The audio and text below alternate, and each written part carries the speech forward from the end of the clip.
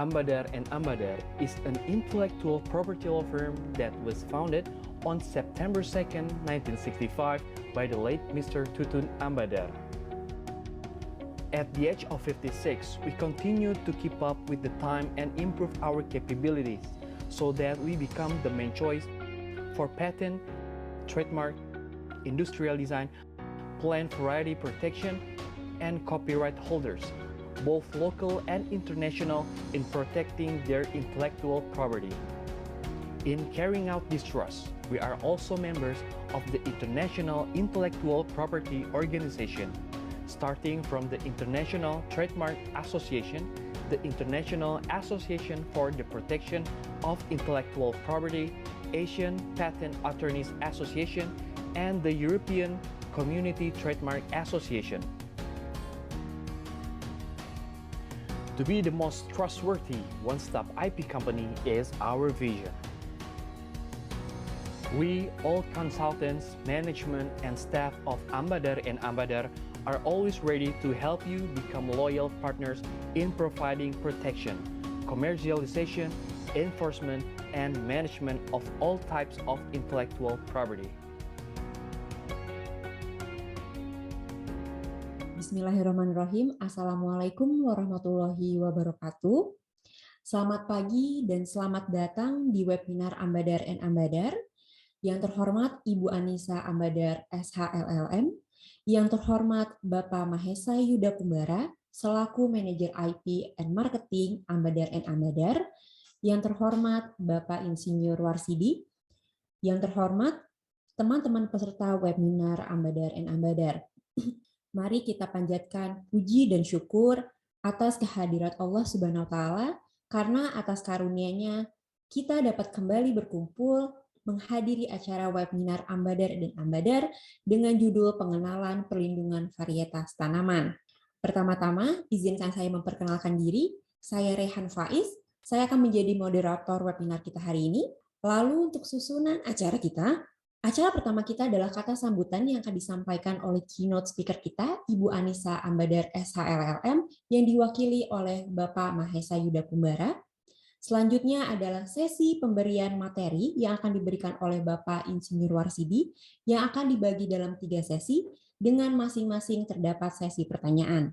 Untuk peserta, apabila ingin menyampaikan pertanyaannya, dapat disampaikan melalui kolom Q&A dengan menyebutkan nama dan pertanyaannya. Yang terakhir, untuk e-sertifikat, para peserta dapat mengakses e-sertifikat di akhir acara webinar ini. Jadi kami harap para peserta dapat bertahan hingga akhir bersama dengan kami.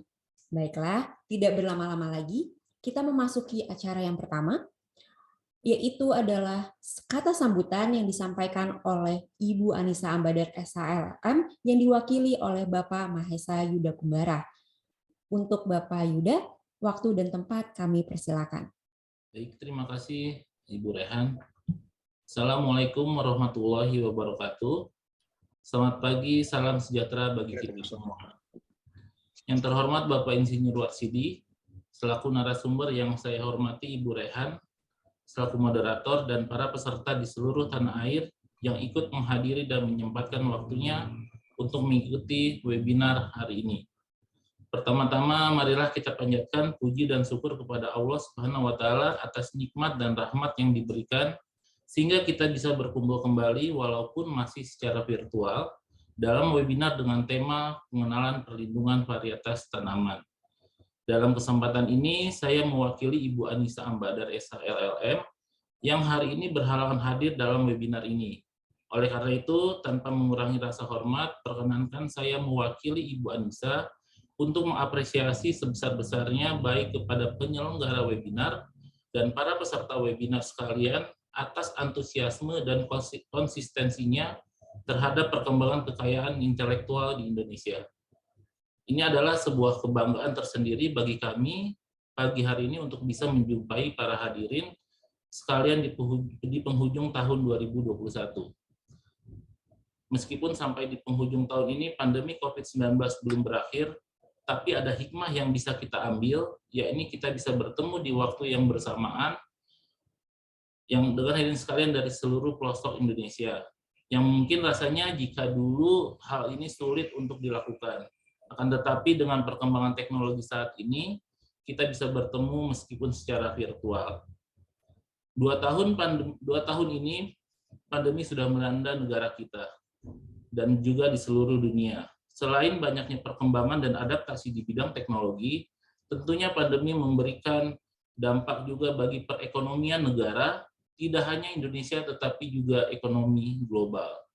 Indonesia sejak dahulu memang dikenal sebagai negara agraris yang memanfaatkan sumber daya alam untuk menunjang perekonomiannya.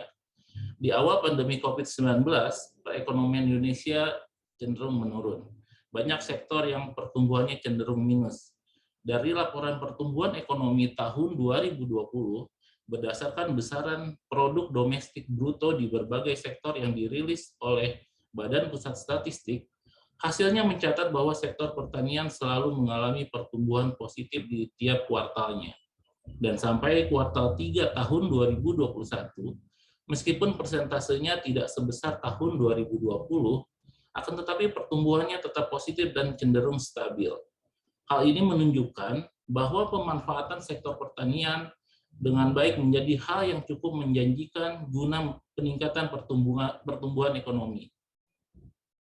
Pemerintah Indonesia selalu berupaya untuk meningkatkan sektor pertanian ini untuk mendapatkan benih yang baik agar hasil panen lebih banyak tentunya, dengan biaya yang lebih murah.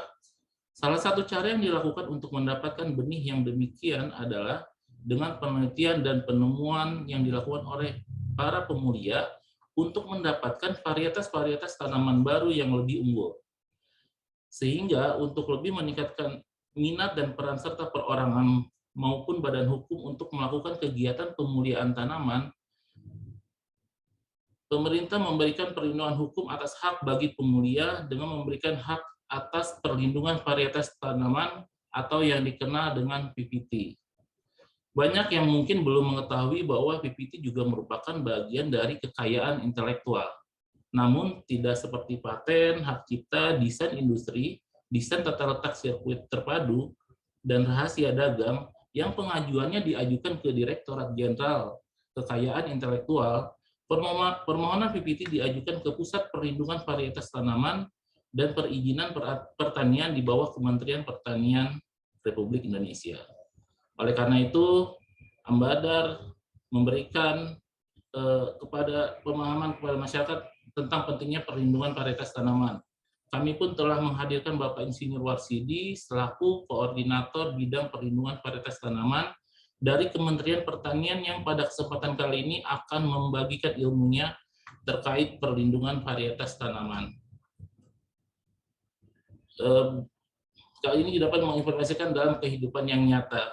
Kami harapkan juga hadirin sekalian tidak sungkan untuk mengajukan pertanyaan-pertanyaan terkait PPT kepada narasumber.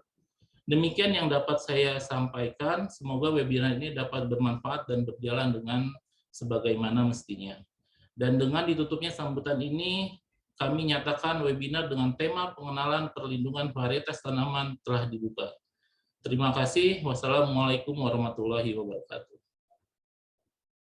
Akan saya kembalikan kepada moderator. Baik, terima kasih untuk Bapak Yuda atas sambutannya. Baiklah, mari kita sekarang masuk ke acara inti pada hari ini, yaitu materi yang akan disampaikan oleh Bapak Insinyur Warsidi. Namun sebelumnya saya ingin membacakan terlebih dahulu profil dari Bapak Insinyur Warsidi, bahwa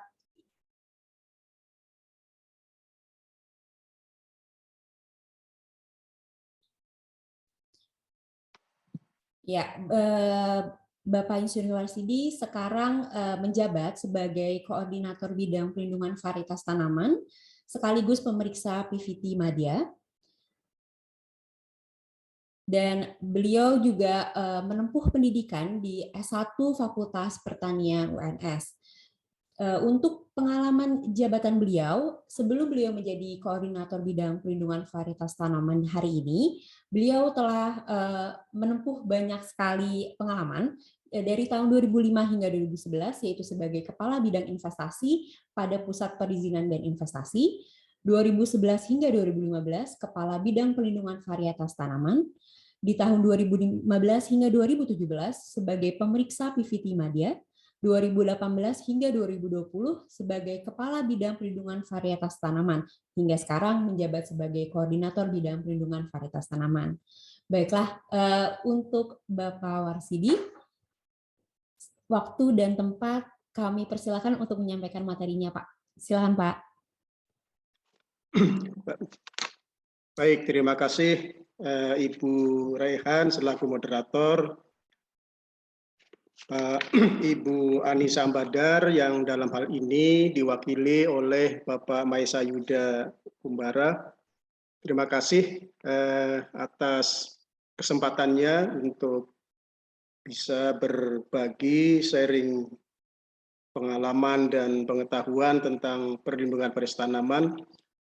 Mudah-mudahan apa yang kita bahas pada pagi hingga siang nanti sedikit banyak bisa memberikan informasi terkait dengan PVT yang tadi disampaikan oleh Pak Yuda Kumbara, bahwa salah satu tujuannya dari diadakannya perlindungan varietas tanaman adalah untuk mendorong meningkatnya minat kreativitas dari para pelaku pemulihan tanaman, termasuk di dalamnya adalah industri perbenihan, untuk menciptakan varietas-varietas unggul baru yang sangat diperlukan dalam menjawab tantangan-tantangan pembangunan pertanian. Pertama-tama Bapak Ibu sekalian, Pak Maesa dan Ibu Rehan serta para peserta webinar, pertama-tama marilah kita panjatkan puji syukur kehadirat Allah Subhanahu wa taala yang telah memberikan kita kesempatan, kesehatan, sehingga kita pada pagi hari ini masih diberikan kesempatan untuk bertemu walaupun secara virtual. Dan mudah-mudahan kita berdoa pandemi COVID-19 segera berakhir sehingga kita bisa berinteraksi lebih intensif lagi di waktu-waktu yang akan datang. Baik, Bapak Ibu sekalian, tadi di awal oleh moderator Ibu Rehan sudah diperkenalkan. Jadi saya sebetulnya istilah koordinator itu sama dengan kepala bidang, cuma dalam istilah yang terakhir kepala bidang itu diganti menjadi koordinator, jadi sama-sama itu juga barangnya. Baik, saya kira lanjut Ibu moderator. Nanti kita akan sesuai dengan yang disampaikan oleh moderator bahwa kita akan bagi menjadi 3 bagian. Yang pertama mengenai pendahuluan, kemudian nanti kita bahas mengenai mengapa PVT, dan yang terakhir kita akan membahas terkait dengan bagaimana PVT itu diimplementasikan. Bu moderator, suara saya bisa terdengar dengan baik? Terdengar dengan baik, Pak. Baik, terima kasih. Lanjut slide-nya. Baik, Bapak Ibu sekalian, kalau kita berbicara perlindungan varietas tanaman, tentunya kita harus memahami dulu istilah atau pengertian terkait dengan varietas tanaman. Barangkali Bapak Ibu sekalian, peserta webinar ini ada yang berlatar belakang pendidikan pertanian. Mungkin agak sedikit bertanya-tanya, kenapa di sini kok ada galur masuk sebagai kelompok varietas. Perlu saya sampaikan bahwa untuk perlindungan varietas tanaman, memang pemahaman varietas ini mungkin berbeda dengan varietas-varietas, pemahaman-pemahaman varietas yang beredar di masyarakat secara luas. Kalau di masyarakat yang disebut varietas adalah yang beredar di pasar, di toko-toko atau kios-kios pertanian yang sudah dibudidayakan oleh petani dan perusahaan-perusahaan pertanian. Tapi untuk perlindungan varietas tanaman, di sini cakupannya masuk ke dalam kelompok yang masih dalam bentuk galur. Karena apa? Karena dalam perlindungan varietas tanaman, ini yang terkait dengan aspek hukum, maka galur atau lini dalam istilah asingnya itu atau lain itu merupakan satu aset dari para pemulia dan industri perbenihan dalam membentuk satu varietas-varietas turunannya. Jadi justru khususnya untuk varietas-varietas hibrida, itu justru yang paling penting dilindungi adalah galurnya. Oleh karena itu, perlindungan varietas tanaman dalam hal ini cakupannya bukan hanya varietas yang dikenal di masyarakat, yang diedarkan di masyarakat, tapi juga termasuk lain atau galur sebagai objek perlindungan varietas tanaman. Dalam Undang-Undang Nomor 29 Tahun 2000 tentang Perlindungan Varietas tanaman didefinisikan sebagai sekelompok tanaman dari satu jenis atau spesies tanaman yang ditandai oleh bentuk tanaman, pertumbuhan tanaman, daun, bunga, biji, buah, dan ekspresi karakteristik genotip atau kombinasi genotip yang dapat membedakan dari jenis atau spesies yang sama oleh sekurang-kurangnya satu sifat yang menentukan dan apabila diperbanyak tidak mengalami perubahan.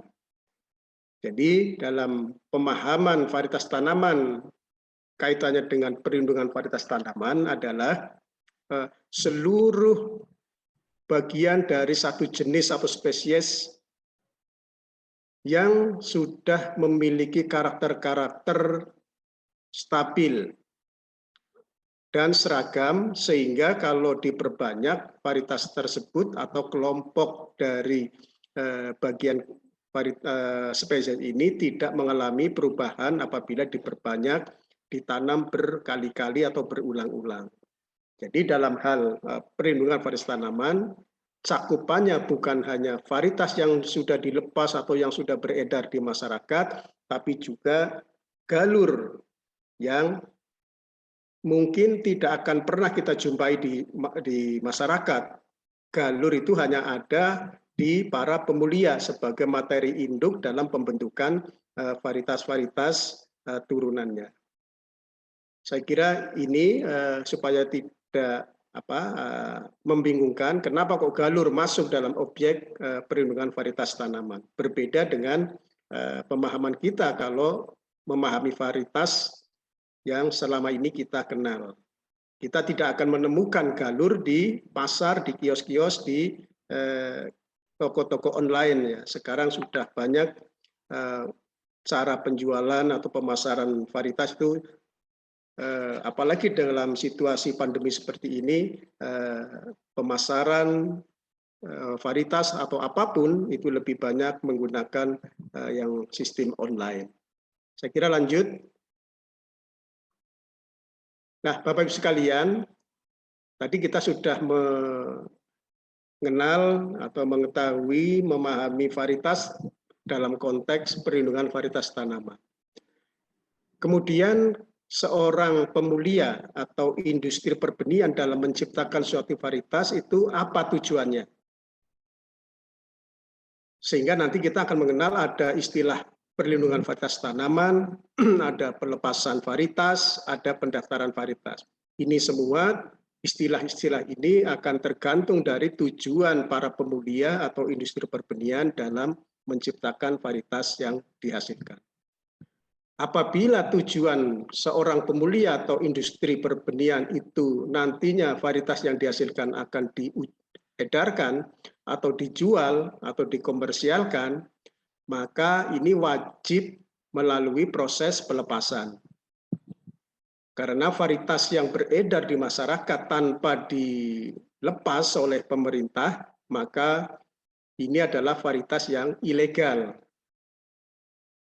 Dengan demikian maka apabila tujuan pembuatan varietas baru dimaksudkan untuk diperjualbelikan atau diedarkan di masyarakat, maka harus dilepas melalui proses pelepasan varietas. Kemudian varietas apa yang bisa dilepas? Ini varietas baik varietas lokal yang memiliki keunggulan maupun varietas hasil pemuliaan. Jadi VL itu adalah varietas lokal, VHP adalah varietas hasil pemuliaan. Di dalam proses pelepasan ini tentunya harus ada uji untuk mengetahui apakah suatu varietas yang akan dilepas itu memiliki keunggulan apa tidak. Suatu varietas yang boleh beredar atau diperjualbelikan harus memiliki keunggulan, sehingga petani bisa menggunakan varietas tersebut sebagai pilihannya, karena petani biasanya melihat aspek keunggulan sebagai faktor utama dalam pemilihan varietas yang akan ditanam.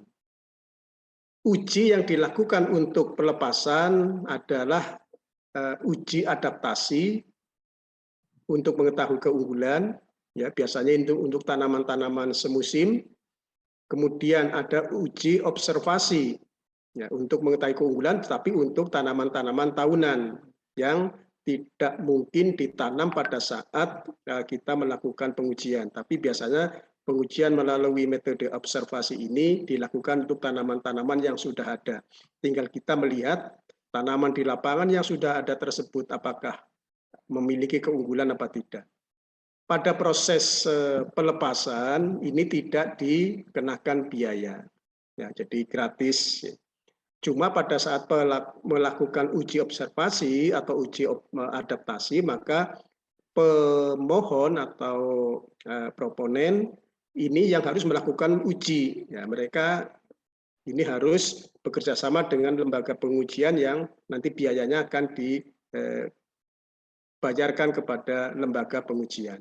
Tapi pada saat mengajukan pelepasan ke Kementerian Pertanian ini tidak ada biaya.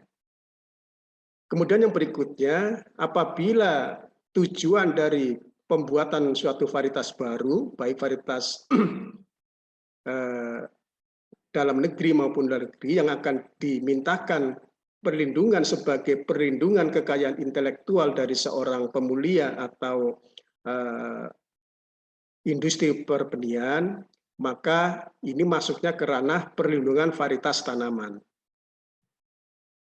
Karena tujuannya adalah perlindungan kekayaan intelektual. Artinya nanti setelah diberikan perlindungan varietas itu, maka si pemegang hak perlindungan kekayaan intelektual inilah yang diberi kekayaan diberi hak secara eksklusif untuk secara monopoli mempergunakan varietas tersebut. Kalau untuk perlindungan varietas tanaman, maka hanya varietas hasil pemuliaan saja yang bisa diajukan perlindungannya. Varietas lokal tidak bisa dimintakan perlindungan varietas tanaman karena varietas lokal tidak memenuhi persyaratan sebagai varietas yang bisa diberikan perlindungan. Nanti kita akan bicara lebih lanjut mengenai ini. Kemudian untuk mendapatkan perlindungan PVT, ini ada uji, ada pengujiannya. Nama pengujiannya adalah uji BUS, yaitu uji mengenai aspek baru, unik, seragam, dan stabil, yang biasa kita sebut disingkat dengan BUES atau BUS. Nah, untuk mendapatkan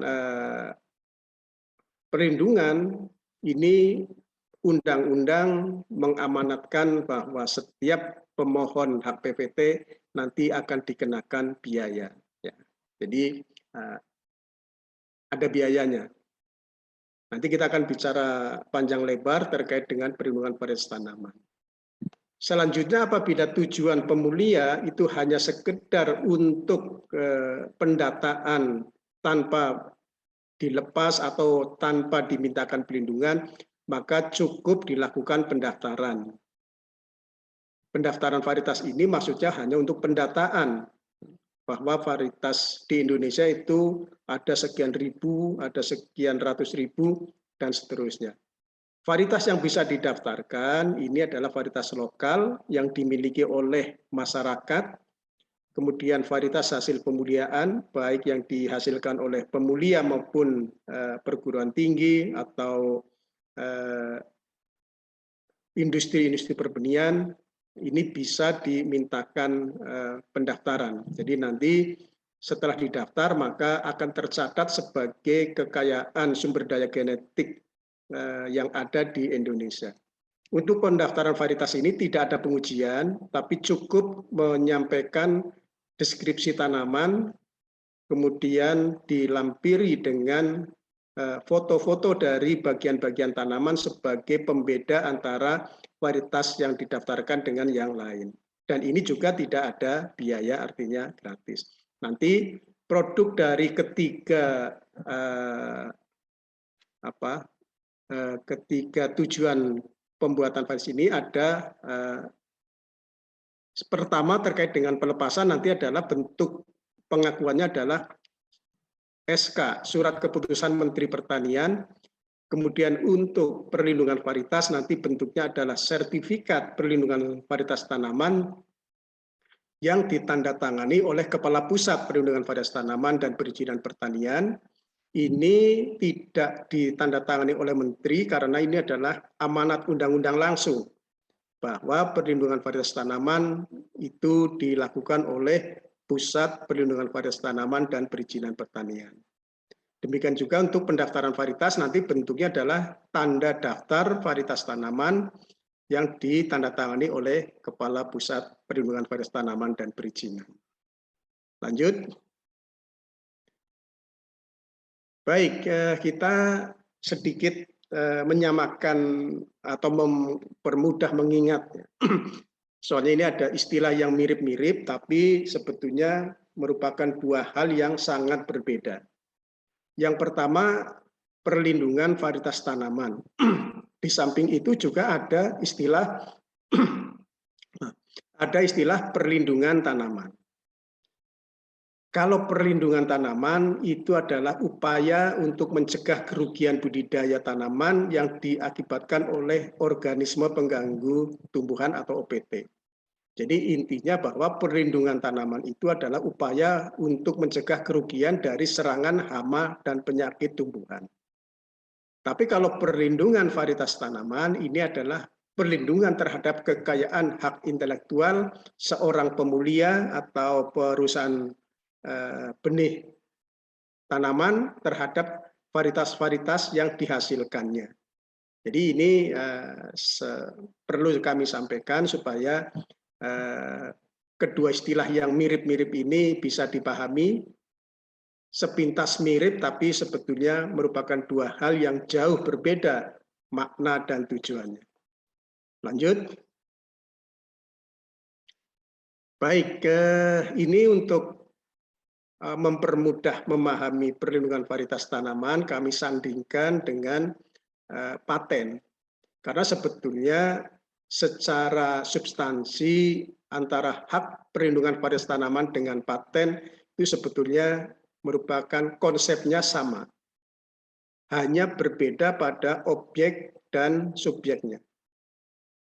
Hak perlindungan varietas tanaman merupakan hak khusus yang diberikan negara kepada pemulia atau pemegang hak PPT untuk menggunakan sendiri atau memberikan persetujuan kepada orang atau badan hukum lain untuk menggunakannya secara selama waktu tertentu.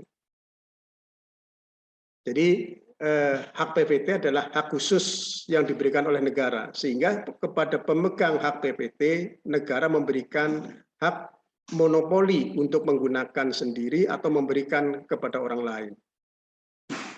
Sementara untuk paten, redaksinya ini mirip-mirip. Saya bacakan, paten adalah hak eksklusif yang diberikan oleh negara kepada penemu atas hasil penemuannya di bidang teknologi yang untuk selama waktu tertentu melaksanakan sendiri invensinya tersebut atau memberikan persetujuannya kepada pihak lain untuk melaksanakannya. Jadi kalau dilihat redaksinya ini mirip-mirip, tapi secara objek maupun subjeknya berbeda. Kalau di hak perlindungan varietas tanaman, subjeknya adalah pemulia atau pemegang hak PPT yang bisa berupa industri perbenihan, bisa lembaga penelitian, bisa perguruan tinggi, bisa perorangan. Sedangkan objeknya adalah varietas tanaman. Sedangkan paten, subjeknya adalah inventor atau penemu teknologi. Objeknya adalah teknologi. Nah, seperti teknologi pembuatan suatu produk pertanian juga kalau memang itu merupakan penemuan metode yang berkaitan dengan pembuatan suatu produk, maka ini juga bisa dipatenkan. Tapi untuk hak PVT ini hanya varietas tanaman yang mempunyai keunikan tertentu yang nantinya bisa diberikan perlindungan varietas tanaman. Jadi secara umum maka hak PVT dengan paten itu sebetulnya mirip-mirip, hanya berbeda pada objek dan subjeknya saja. Lanjut. Ini kesimpulannya. Kemudian Bapak sekalian, kalau kita lihat di dalam undang-undang ada istilah perlindungan varietas tanaman, ada istilah hak perlindungan varietas tanaman. Kalau perlindungan varietas tanaman, ini adalah perlindungan khusus yang diberikan negara, yang dalam hal ini diwakili oleh pemerintah dan pelaksanaannya dilakukan oleh kantor perlindungan varietas tanaman terhadap satu varietas yang dihasilkan oleh pemulia tanaman melalui kegiatan pemulihan tanaman. Jadi kalau PVT yang dilindungi adalah varietasnya. Varietas yang apa? Varietas yang hasil pemuliaan yang dihasilkan oleh pemulia melalui kegiatan pemuliaan. Jadi yang pertama, varietas bisa diberikan perlindungan varietas tanaman apabila varietas itu adalah varietas hasil pemuliaan. Makanya tadi di depan saya sampaikan bahwa varietas lokal tidak bisa diberikan perlindungan varietas karena bukan hasil pemuliaan. Di sini disebutkan juga kenapa tadi saya bilang tanda tangan sertifikat PVT itu bukan oleh menteri, tapi oleh kepala pusat, karena di sini di dalam undang-undang di sini disebutkan bahwa perlindungan khusus yang diberikan negara, yang memberikan negara, yang dalam hal ini diwakili oleh pemerintah. Nah, pemerintah ini kemudian dipersempit lagi dan pelaksanaannya dilakukan oleh kantor perlindungan varietas tanaman. Di mana kantor perlindungan varietas tanaman sekarang bernama Pusat Perlindungan Varietas Tanaman dan Perizinan. Ini kemungkinan bisa berubah-ubah namanya tergantung nanti pemerintah dalam memberikan nama. Tapi intinya bahwa kantor yang dimaksud adalah kantor yang menangani masalah perlindungan varietas tanaman. Kemudian hak PVT adalah hak khusus, tadi sudah saya bacakan di depan. Hak PVT ini yang dilindungi adalah pemulia atau pemilik varietas yang memegang sertifikat hak PVT. Jadi ini antara PVT dan hak PVT ini berbeda objek perlindungannya. Hak PVT yang dilindungi adalah pemulianya atau pemilik varietas, sedangkan PVT yang dilindungi adalah varietasnya. Dengan diberikannya sertifikat hak PVT, maka ada dua yang dilindungi sekaligus, yaitu varietasnya sendiri, sekaligus pemulianya atau pemilik varietas itu juga mendapatkan perlindungan dengan cara diberikan hak khusus. Jadi hak PVT dan PVT sekaligus nanti diberikan dalam bentuk sertifikat hak PVT. Lanjut. Nah ini unik dan unggul. Nanti kita akan banyak berhubungan dengan kedua istilah ini. Tadi di awal saya sampaikan terkait dengan pelepasan. Kalau pelepasan itu faktor utama yang dijadikan diterima atau ditolaknya suatu permohonan pelepasan adalah keunggulan. Suatu varietas tidak bisa diberikan atau tidak bisa dilepas tanpa memiliki keunggulan. Unggul yang dimaksud di sini adalah sifat-sifat tanaman yang bernilai ekonomi. Jadi misalnya suatu varietas mempunyai produktivitas tinggi, maka ini merupakan varietas yang unggul. Kemudian varietas tersebut misalnya mempunyai umur yang lebih pendek atau lebih genjang dibandingkan dengan varietas-varietas yang sudah ada, maka ini juga merupakan keunggulan. Kemudian misalnya juga suatu varietas yang memiliki ketahanan penyakit dibandingkan varietas yang sudah ada, ini juga keunggulan. Apabila varietas tersebut adalah varietas tanaman hias, maka keunggulannya ada di keunikan atau di keindahan tanaman tersebut. Demikian juga untuk tanaman obat atau biofarmaka, maka nilai manfaat dari varietas tersebut ini juga masuk ke dalam kategori keunggulan. Jadi intinya bahwa keunggulan itu harus bisa dikonversi menjadi nilai ekonomi. Tapi kalau untuk perlindungan varietas tanaman atau PPT, yang diperlukan bukan keunggulan, tapi keunikan. Jadi keunikan adalah suatu sifat tanaman yang bisa dibedakan dengan varietas yang lain dari segi morfologi tanaman. Jadi suatu varietas dikatakan unik apabila berbeda secara morfologi. Tidak harus bernilai ekonomi, tapi yang penting berbeda, maka varietas ini bisa dikatakan unik. Jadi unik nanti kita akan pakai sebagai salah satu faktor yang diuji dalam pemberian perlindungan varietas tanaman, tapi unggul dipakai untuk menilai dalam proses pelepasan varietas. Mudah-mudahan ini bisa dipahami. Lanjut. Nah, ini sebagai contoh Bapak Ibu sekalian, ini saya sampaikan contoh-contoh yang mungkin nanti bisa kita diskusikan untuk gambar A dengan gambar B, C maupun D. Gambar A ada contoh varietas semangka yang memiliki kulit buah agak berbeda, ya, bahkan sangat berbeda dengan gambar B, di mana kulit buahnya yang gambar A adalah terang, sementara daging buahnya berwarna merah, sementara gambar B kulit buahnya gelap, tapi warna daging buahnya kuning. Kalau kita lihat antara gambar A dan gambar B, ini secara morfologi berbeda.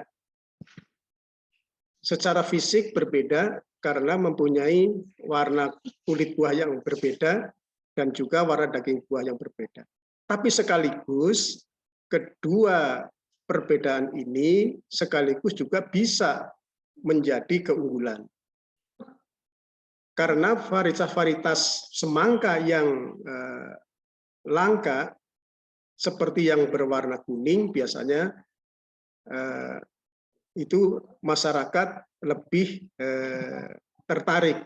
Dengan ketertarikan yang seperti itu, maka ini akan berakibat atau berdampak pada nilai ekonomi. Biasanya varietas-varietas yang langka biasanya mempunyai nilai ekonomi yang tinggi. Jadi sekarang misalnya lebih banyak semangka yang berwarna merah, tapi begitu ada yang warna lain misalnya berwarna kuning, maka ini bisa menjadi keunggulan yang bisa meningkatkan harga jualnya. Demikian juga untuk yang gambar C, di mana varietas ini bentuk buahnya lebih panjang atau lonjong, sementara gambar A dan B itu mempunyai bentuk yang bulat. Ini juga bisa dikaitkan dengan preferensi konsumen. Tetapi antara konsumen di satu daerah dengan daerah lain biasanya tidak sama. Ada satu kelompok masyarakat yang menghendaki atau menyukai semangka dengan bentuk yang bulat, tapi di tempat lain lebih menyukai bentuk yang lonjong seperti ini. Tapi untuk yang gambar D, Bapak sekalian, ini bukan merupakan keunikan dari suatu varietas, walaupun berbeda dengan gambar A maupun gambar C serta gambar B. Karena apa? Karena varietas yang gambar C ini bentuk yang unik seperti ini itu bukan bentuk alamiah, namun ini adalah bentuk buatan. Ya. Mungkin Bapak Ibu sekalian yang sering ke Jepang ya, karena pertama kali ini adalah kita menemukan di Jepang dengan bentuk seperti ini, di mana bentuk yang seperti ini adalah bentuk yang dibuat pada saat buah masih kecil, maka itu dimasukkan ke dalam satu cetakan, di mana cetakannya bisa berbentuk macam-macam, ada yang berbentuk hati, ada yang kerucut, ada yang kotak, ada bentuk boneka, dan lain-lain. Dan ini ternyata bisa memberikan nilai jual yang sangat tinggi. Sebagai gambaran, 2-3 tahun yang lalu untuk bentuk yang seperti ini di pasar Jepang itu per buahnya bisa mencapai harga 1 juta. Tapi kalau varietas ini tidak dibentuk buahnya, maka akan kembali ke bentuk aslinya, yaitu bisa bulat atau bisa bentuk lonjong. Jadi bentuk-bentuk yang seperti gambar D ini bukan merupakan keunikan dari satu varietas, karena varietas apapun bisa dibentuk sesuai dengan keinginan dari si petaninya. Jadi ini sebagai salah satu contoh antara satu varietas dengan varietas lain bisa dilihat dari aspek morfologinya. Satu karakter bisa masuk ke dalam kelompok unik, bisa juga masuk ke dalam kelompok unggul. Ya, seperti gambar ini antara gambar A dan gambar B serta gambar C ini di samping memenuhi unsur keunikan juga bisa masuk ke dalam keunggulan. Lanjut. Nah, yang gambar ini mungkin sepintas tidak begitu kelihatan bedanya. Tapi kalau kita lihat lebih cermat lagi, maka di situ kita bisa melihat antara gambar paling kiri, tengah, dan kanan ini mempunyai karakter yang berbeda, yaitu dalam hal panjang tangkai tongkol.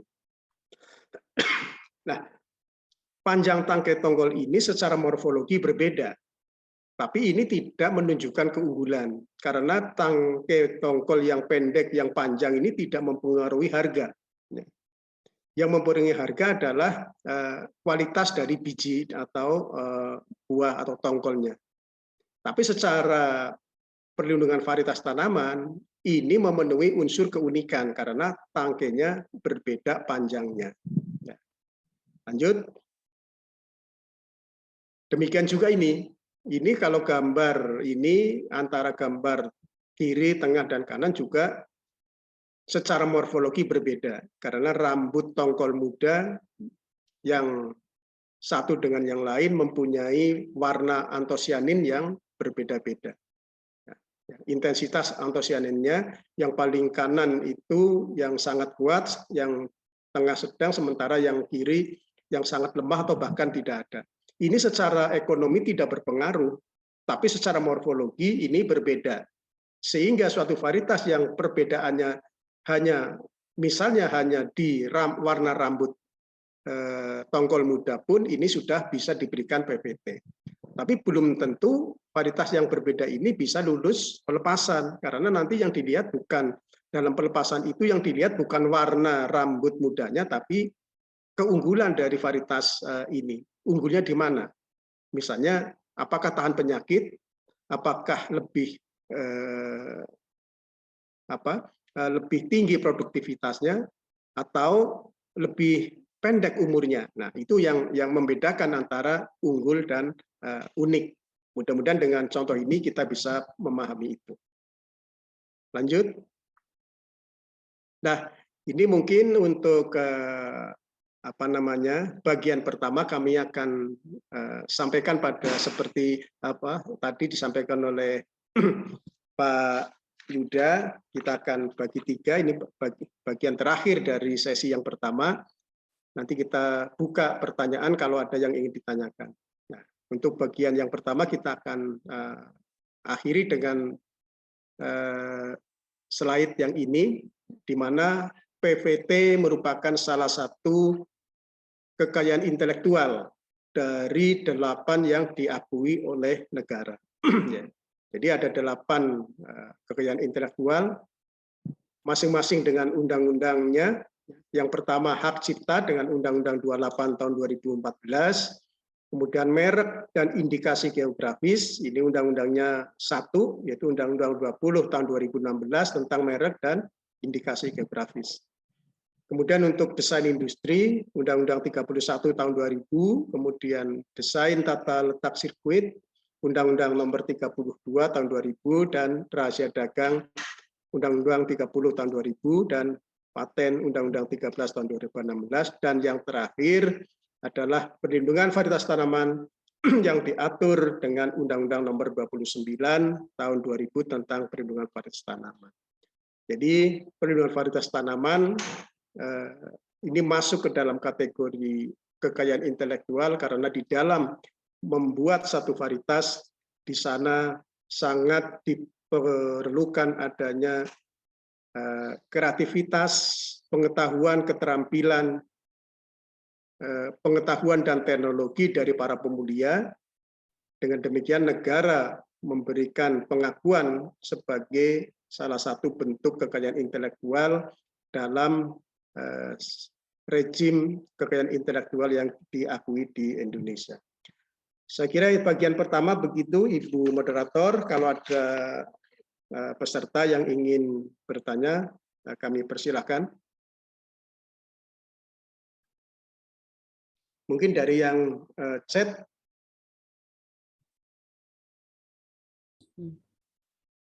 Ya, terima kasih Pak atas penyampaian materi yang pertama, yaitu tentang pengantar mengenai PVT. Nah, kita udah dapat beberapa pertanyaan Pak untuk sesi kita yang pertama. Saya bacakan ya Pak. Untuk pertanyaan yang pertama, ini dari Bapak Muhammad Iskandar. Assalamualaikum Pak Warsidi, saya mau tanya, tanaman seperti gelombang cinta, janda bolong sempat harganya meningkat.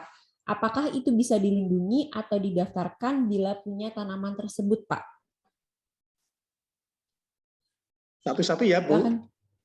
Iya, satu-satu, Pak. Baik, ya. Terkait dengan pertanyaan Pak Muhammad Iskandar. Ya, betul Pak. Terima kasih Pak Iskandar pertanyaannya.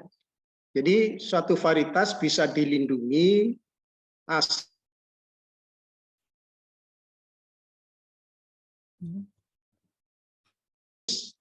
untuk PVT, untuk pelepasan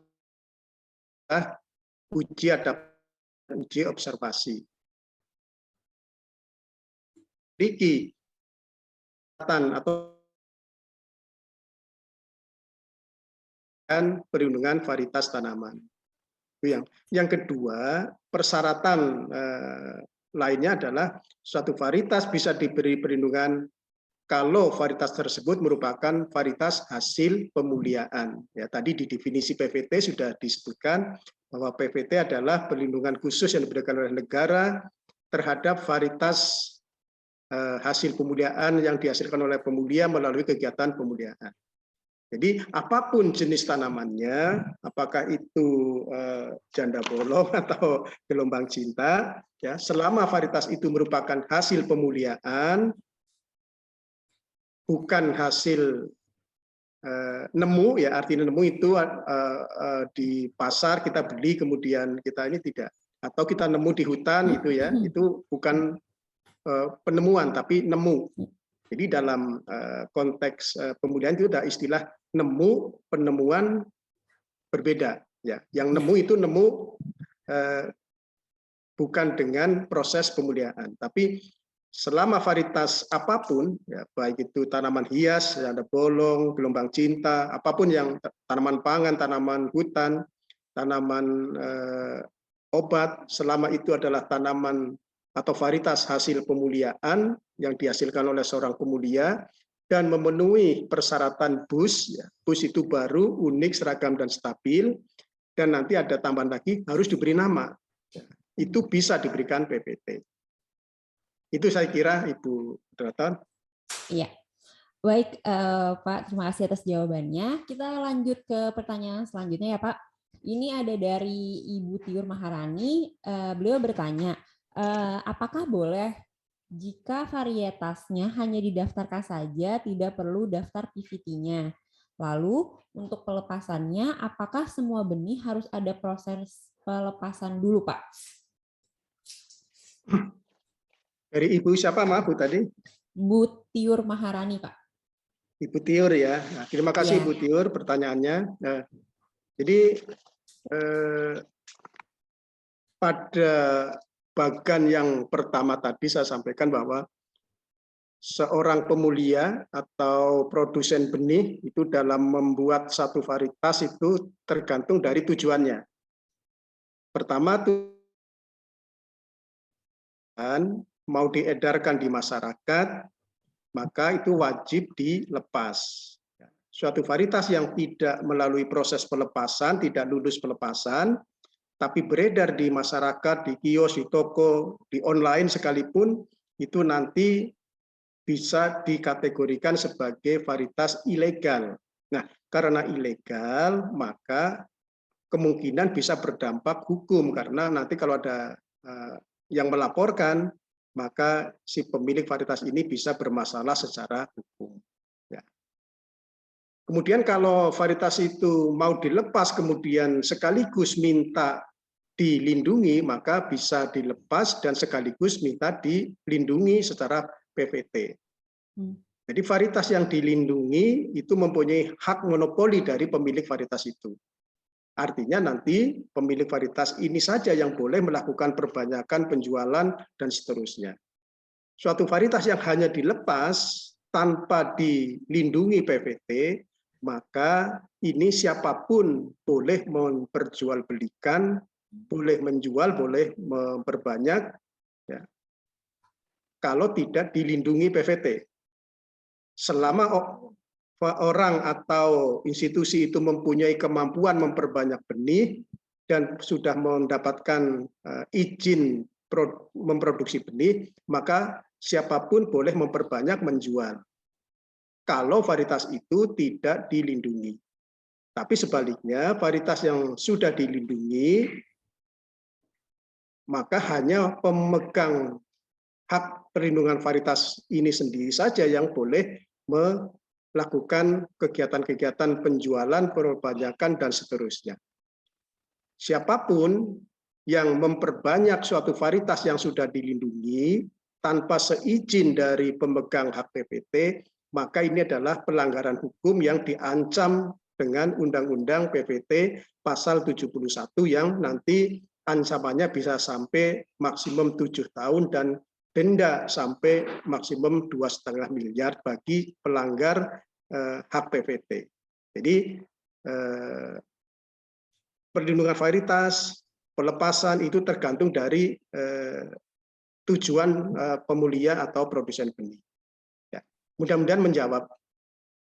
Ya Pak, berarti memang ini ya Pak, kalau misalnya pemulia itu belum tentu nanti si varietas tersebut memang terdaftar, tapi memang jadi di pasaran juga banyak sekali varietas-varietas yang memang juga tidak dilindungi ya Pak. Jadi ada yang tidak dilindungi, ada yang dilindungi gitu ya Pak ya? Betul, betul. Cuma nanti masalahnya kalau seorang pemulia atau perusahaan benih melepas saja tanpa dilindungi, maka nanti kalau ada yang menjual varietasnya tanpa izin, tidak boleh menuntut ke pengadilan. Artinya nanti ada potensi kerugian. Ya, nanti kita akan bicara menyinggung masalah itu di bagian kedua nanti. Ya. Baik Pak. Baik Pak. Kita lanjut ke pertanyaan yang selanjutnya ya Pak. Ada pertanyaan dari Pak Abdurrahman Satrio. Beliau bertanya, apakah PVT ini juga bisa memberikan perlindungan atau pengaturan harga terhadap suatu tanaman, mengingat harga tanaman semenjak pandemi semakin melonjak? Terima kasih. Baik, Pak Abdurrahman ya, terima kasih pertanyaannya. Jadi masalah harga itu, kalau varietas itu adalah varietas yang bebas, kan kita sering mendengar ada istilah varietas atau benih bantuan pemerintah ya. Kalau varietas bantuan pemerintah itu ditentukan harganya atau bahkan dibebaskan atau digratiskan. Siapapun yang memperjualbelikan varietas tanaman bantuan pemerintah yang berbeda dengan harga atau ketentuan pemerintah, maka ini pelanggaran. Ya. Jadi kalau misalnya pemerintah mengatakan bantuan ini gratis, maka kalau ada pihak yang menjual walaupun dengan harga murah, maka ini juga pelanggaran. Tapi varietas-varietas tanaman atau benih-benih tanaman yang bebas, yang bukan bantuan pemerintah, yang diedarkan secara bebas di pasar, di kios-kios pertanian, atau secara online, maka nilai atau harganya itu tergantung dari masing-masing produsen benih atau pemulia. Jadi kalau misalnya varietas padi baru diberi harga yang berbeda dengan varietas yang sudah ada, ini tidak masalah, tapi nanti masyarakat yang akan menilai antara keunggulan dan harga itu akan sebanding apa tidak. Ya, jadi nanti pasar yang akan menentukan harga itu apakah wajar apa tidak bagi pengguna atau petani. Kalau varietas baru dengan harga relatif tinggi tapi keunggulannya lebih bagus dan bisa menguntungkan, maka ini tidak masalah. Sebaliknya, ada varietas yang baru tapi dengan harga tinggi tapi produksinya keunggulan lainnya tidak sebanding, maka ini pasti akan ditinggalkan oleh konsumennya. Jadi masalah harga ini selama varietas itu adalah varietas yang bebas, artinya tidak ada ikatan dengan pemerintah, ya ini tergantung dari pemulia tersebut atau produsen tersebut dalam menentukan harganya berapa. Jadi nanti pasar yang akan menentukan. Kita tahu bahwa banyak varietas yang beredar di masyarakat, jagung misalnya, masing-masing merek, masing-masing varietas berbeda-beda harganya. Ya, ada yang murah, ada yang lebih tinggi, ada yang lebih rendah. Tapi nanti kembali lagi petani atau konsumen yang akan menilai terhadap harga tersebut. Itu untuk varietas yang atau benih yang bebas tidak terikat dengan ketentuan pemerintah. Ya, saya kira itu, Bu. Ya, baik, Pak Marsidi, ada pertanyaan terakhir untuk sesi pertanyaan kita yang pertama, yaitu pertanyaan dari Bapak Nabil Baswell. Beliau bertanya, kalau paten mirip dengan PVT, perbedaan substansial apa yang menjadikan PVT di bawah Kementerian Pertanian, bukan di bawah Kemenkumham? Apalagi PVT juga merupakan suatu kekayaan intelektual. Apakah di negara lain berlaku demikian juga? Terima kasih. Baik, terima kasih. Jadi PVT dengan paten itu memang modelnya sama ya. Modelnya atau prinsip-prinsipnya sama. Yang pertama terkait dengan objeknya, yaitu objek itu adalah objek yang mempunyai nilai kekayaan intelektual. Kenapa yang PVT ada di Kementerian Pertanian, kemudian paten ada di Kumham? Ini memang pertama undang-undangnya tadi ya.